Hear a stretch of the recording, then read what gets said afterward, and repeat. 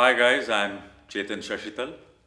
And I've been into this world of voicing for the last 29, 30 years professionally. I've been working as a voice talent, a voice actor, though I've got many feathers in my cap. I am a voice actor, I am a writer, I'm a singer, I'm a composer, and I also am a producer.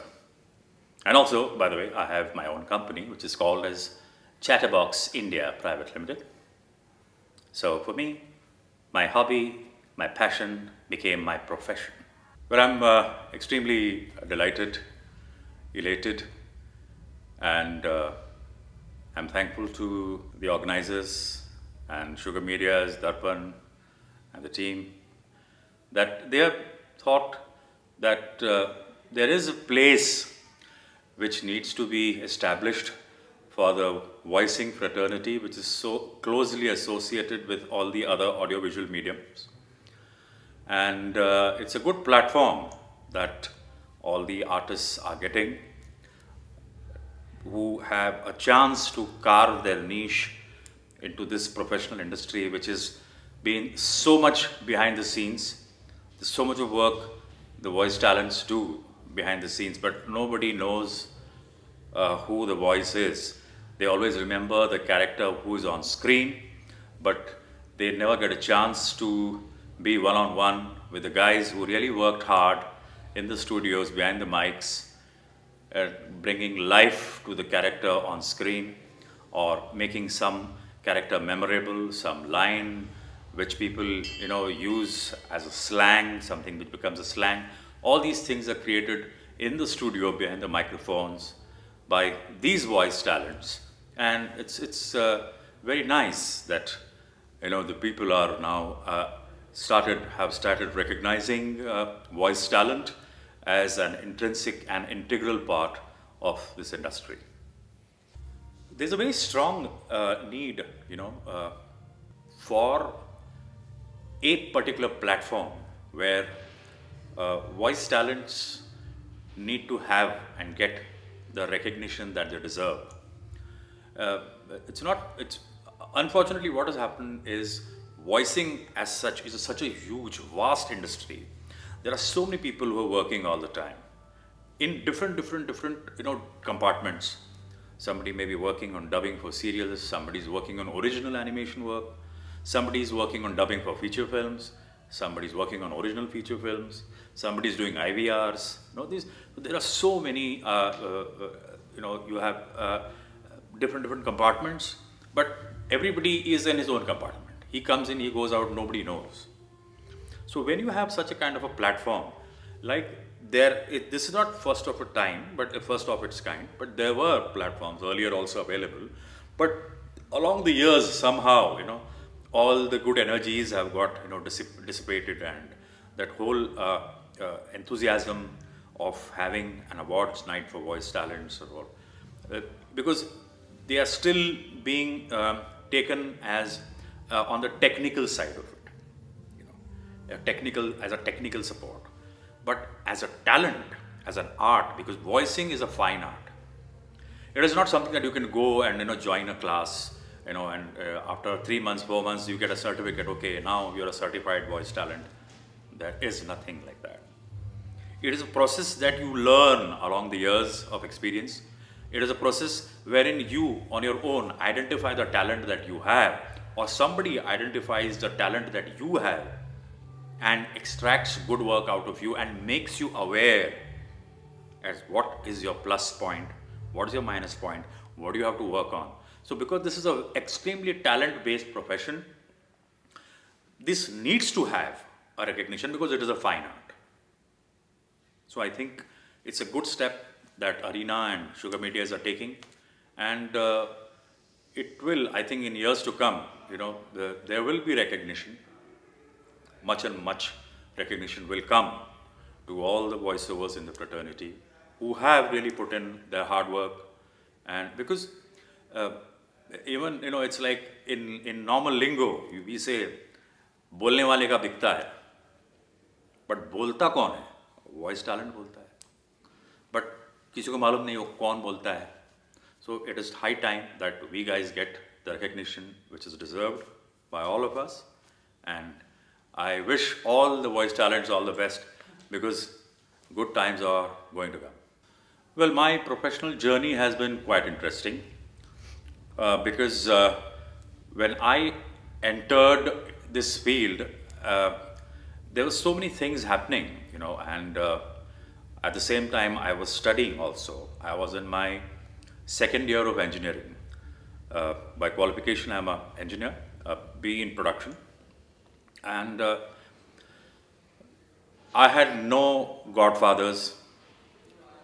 This talent was there with me, and I just wanted to know and find out more about this industry. So, being from the engineering background, my whole endeavor was to take a very scientific approach to my own talent. First, come to know about my own talent, be confident about what I can do, what things I can't do, or what I should be able to do, and then prepared my own sort of a package which I used to go and meet people.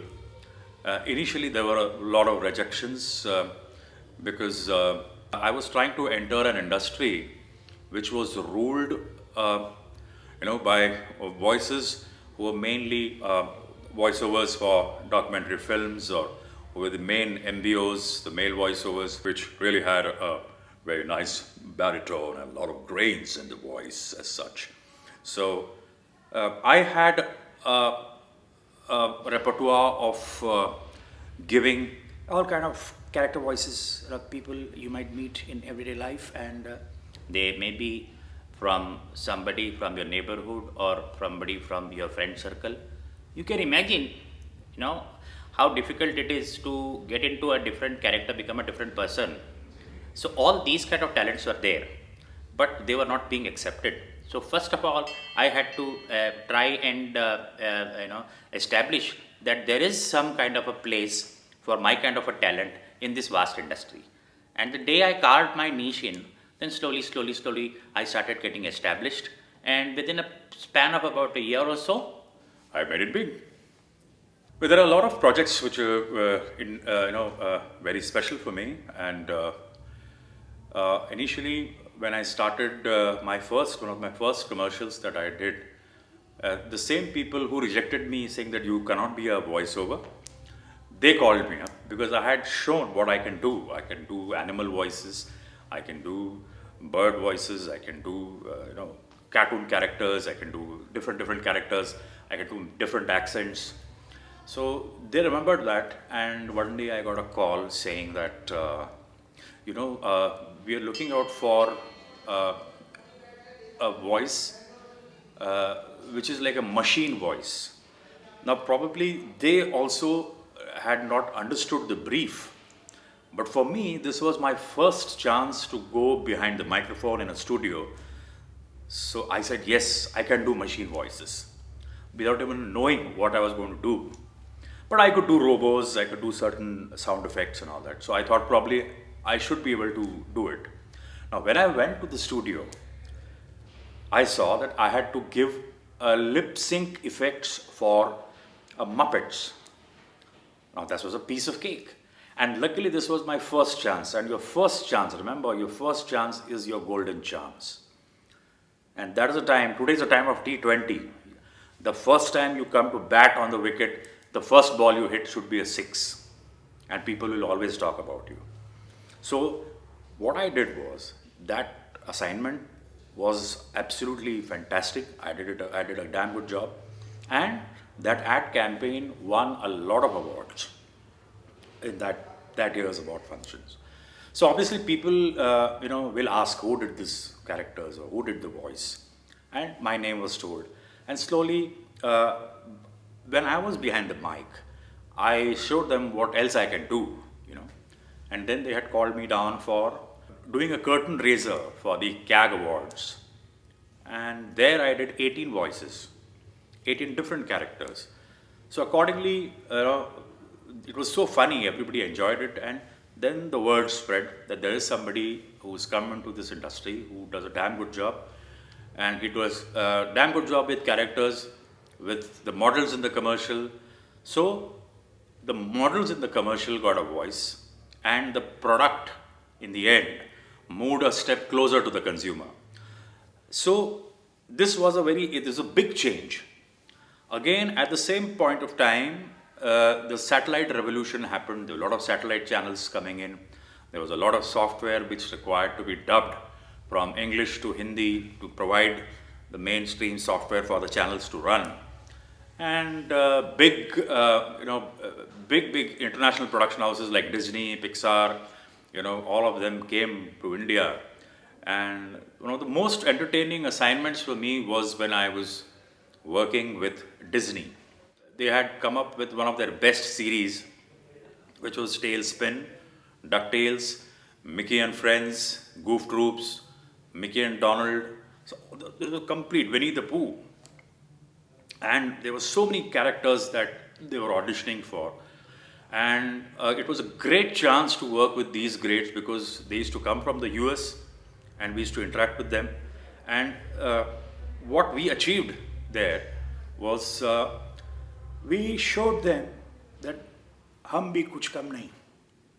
because they had come with a mindset that Indians will not be able to do our voices. We'll never find a Mickey in India, or we'll never find a Donald Duck in India, or we'll never find a Goofy in India, or a Baloo the Bear. And I used to audition for mostly all these characters. But because most of them used to get approved, they put a ceiling that I should not, attempt more than 2 characters per series because scheduling used to become a problem. Working with these guys, it was an amazing experience. And year by year, even from the advertising side also, the kind of films that I got, and the kind of creative input that I used to give as a voice artist. A voice talent working in a commercial, in an ad commercial, is so important. He does the job of tying the ribbon on your gift wrap.